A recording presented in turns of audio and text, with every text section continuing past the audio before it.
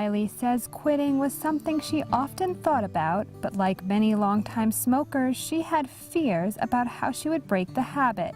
The weight gain, the mood swings, it was just the breaking of the bad habit. You know, that was going to be, I know, a great challenge. But these challenges became a little more manageable when Wiley met Margaret Marshall. I asked you, and I asked the entire class, where are you now? Do you want to quit smoking, or are you just thinking of stopping smoking? And that day you went, no, no, no.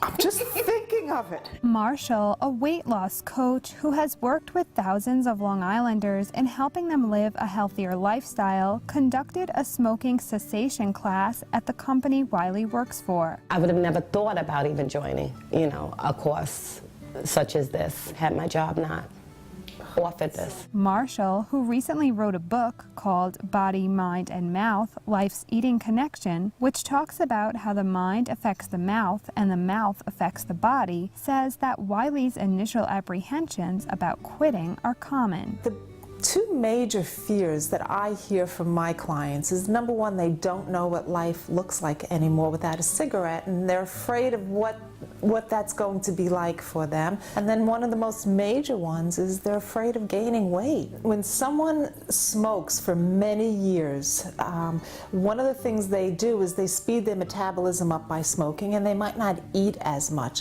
When they attempt to quit smoking, their metabolism will slow down a little bit, and they tend to replace the smoking, the cigarette, with food.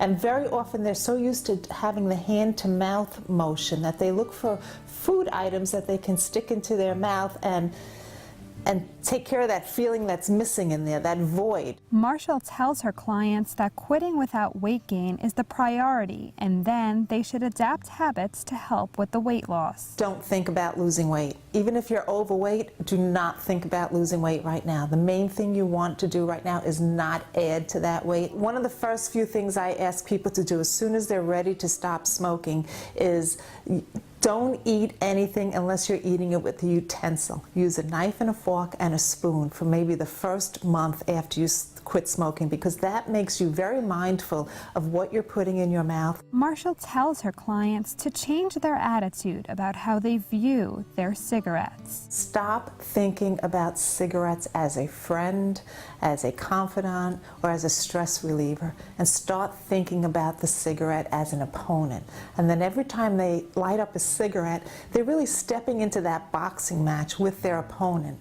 Only in this particular boxing match, that opponent is not only punching them every time they light up a cigarette, it's reaching outside of the rink and punching all the loved ones that they happen to live with, because their loved ones are living with secondhand smoke. This method of thinking hit close to home with Wiley, and coincidentally, during her smoking cessation course, her son approached her with a request.